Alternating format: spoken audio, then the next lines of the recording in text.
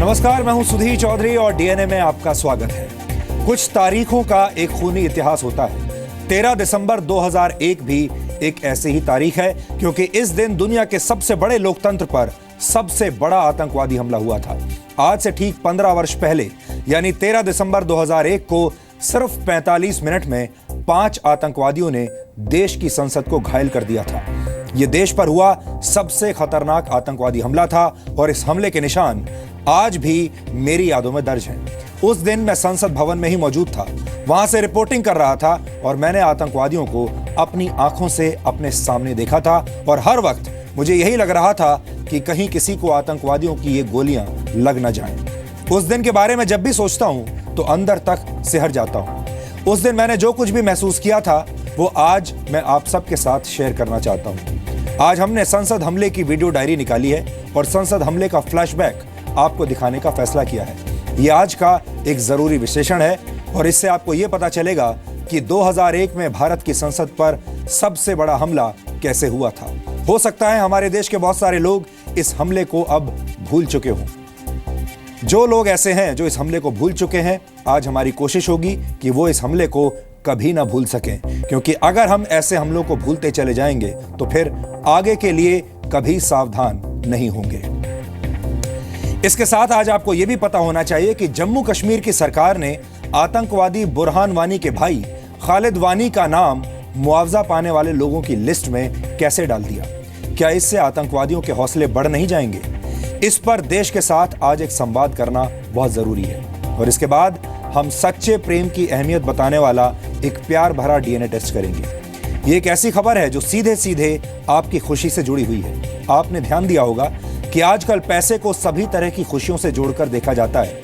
जो लोग पैसे के पीछे भागते हैं वो अक्सर ये तर्क देते हैं कि पैसे से दुनिया की हर खुशी खरीदी जा सकती है। ये सोच आधुनिक दौर में जीवन का मशीनीकरण कर रही है और इंसान के खुशियों की बजाय नोटों की गड्डियां अब देती जा रही है। इससे इंसान को खुशियां नहीं मिलती, सिर्फ नोटों की गड्डियां मिलती हैं।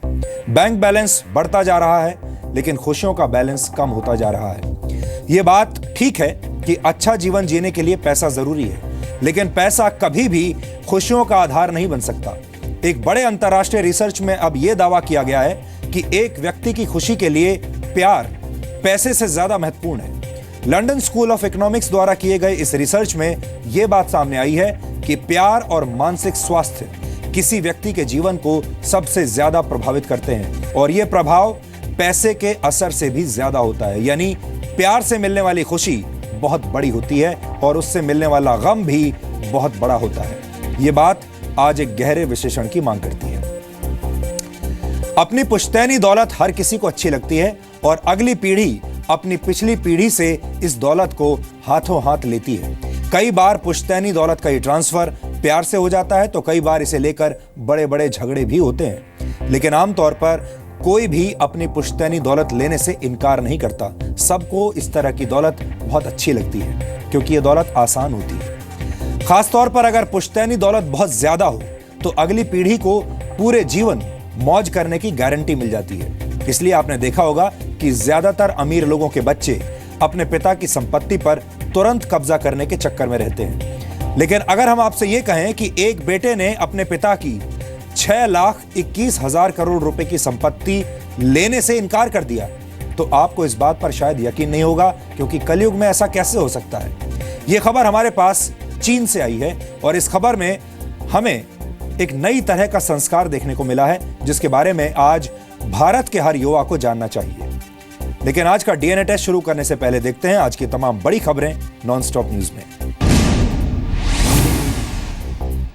आरबीआई ने सभी बैंकों को निर्देश दिया है कि वो बैंक में कामकाज की सीसीटीवी फुटेज जमा करके रखें। आरबीआई ने करेंसी चेस्ट की रिकॉर्डिंग के लिए भी कहा है। ये निर्देश नोटबंदी के फैसले के दिन यानी 8 नवंबर से लेकर 30 दिसंबर तक के लिए है। कई बैंकों के अधिकारियों पर नोट की हेरफेर में शामिल होने के आरोप के बाद आरबीआई ने ये फैसला लिया है। इस बीच आज आरबीआई ने नोटबंदी के बाद बैंकों में जमा रकम और नए नोटों को लेकर आंकड़े जारी किए हैं। आरबीआई के मुताबिक 10 दिसंबर तक 500 और 1000 प्रकार के 12,44,000 करोड़ रुपए के पुराने नोट बैंक में जमा कराए जा चुके हैं। वहीं 10 दिसंबर तक 4,61,000 करोड़ रुपए के नए नोट जारी किए गए हैं। नोटबंदी के बाद आरबीआई ने बैंक की शाखाओं और एटीएम के जरिए 2,180 करोड़ नोट जारी किए हैं।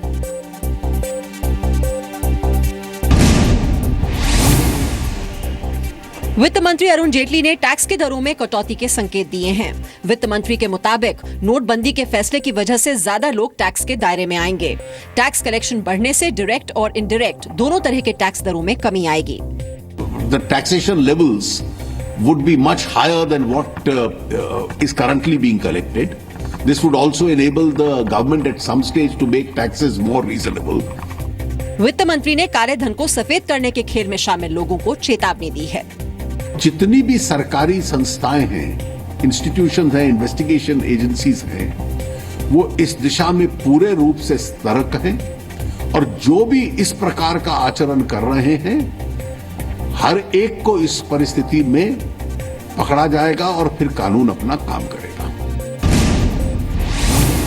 4 दिन की छुट्टी के बाद कल से फिर संसद की कार्यवाही शुरू होगी। शीतकालीन सत्र में अब 3 दिन बचे हैं और पीएम मोदी तीनों दिन सदन में मौजूद रहेंगे। विपक्ष नोटबंदी को लेकर चर्चा के दौरान संसद में पीएम की मौजूदगी की मांग कर रहा है। ऐसे में पीएम के मौजूद रहने से हंगामा कम होने के आसार हैं। बीजेपी ने संसद सत्र के तीनों दिन में अपने सांसदों को मौजूद रहने को कहा है। इसके लिए व्हिप भी जारी किया गया है। 15 दिसंबर को बीजेपी संसदीय दल की बैठक भी बुलाई गई है। कांग्रेस ने भी अपने सांसदों को सदन में मौजूद रहने के लिए व्हिप जारी किया है। कल सुबह 10:30 बजे कांग्रेस ने रणनीति पर चर्चा करने के लिए बैठक भी बुलाई है। कल अगर लोकसभा में नोटबंदी पर चर्चा होगी तो कांग्रेस उपाध्यक्ष राहुल गांधी भी बोलेंगे। देश के अलग अलग हिस्सों में नोटों की हेराफेरी के मामले रुकने का नाम नहीं ले रहे। बंगलुरु में आरबीआई के एक कर्मचारी को गिरफ्तार किया गया है। माइकल नाम का आरोपी आरबीआई की बंगलुरु ब्रांच में सीनियर स्पेशल असिस्टेंट है। माइकल को 1,51,00,000 रुपए के नोट बदलने के मामले में गिरफ्तार किया गया है। माइकल के अलावा 2 और लोगों को गिरफ्तार किया गया है। इनके पास से 10 अहम दस्तावेज और करीब 17 लाख रुपए भी बरामद हुए हैं। Let me clarify that it was a junior functionary of Reserve Bank of India. The concerned employee has been suspended. We have instituted investigation and due action would be taken once the details are known. Bengaluru में ही प्रवर्तन निदेशालय ने 93 लाख रुपए की नई currency जब्त की है। इस मामले में 7 लोगों को गिरफ्तार किया गया है। आतंकी बुरहान वानी के भाई खालिद वानी को मुआवजे की लिस्ट में शामिल करने के फैसले पर विवाद हो गया है। कांग्रेस ने आरोप लगाया है कि केंद्र और जम्मू कश्मीर सरकार ने आतंकवाद से समझौता कर लिया है और जिन्होंने फौज पर आक्रमण किया उनको मुआवजा देना ये दर्शाता है कि मोदी सरकार और जम्मू कश्मीर की बीजेपी पीडीपी सरकार ने उग्रवाद से समझौता कर लिया है। आतंकवाद के शिकार लोगों की अपनी लिस्ट में प्रशासन ने खालिद वानी का नाम शामिल किया है, लेकिन सेना के मुताबिक खालिद एक आतंकवादी था जिसे 2015 में एनकाउंटर के दौरान मार गिराया गया था। हालांकि पुलवामा जिला प्रशासन ने कहा है कि ये लिस्ट फाइनल नहीं है। तो प्रॉपर्टी को डैमेज और जिनके कोई डेथ हो गई है ड्यू टू क्रॉस फायरिंग और अदर थिंग्स या कहीं पर जो है मिलिटेंट्स की वजह से जो है मारे गए, ये केसेस आ गए थे। इस बीच जम्मू कश्मीर सरकार में बीजेपी के कैबिनेट मंत्री अब्दुल गनी कोहली ने कहा है कि ऐसा कोई फैसला कैबिनेट में मंजूर हो ही नहीं सकता। जम्मू कश्मीर सरकार ने जो लिस्ट तैयार की है उस पर आपत्ति जताने के लिए 7 दिन का वक्त दिया गया है।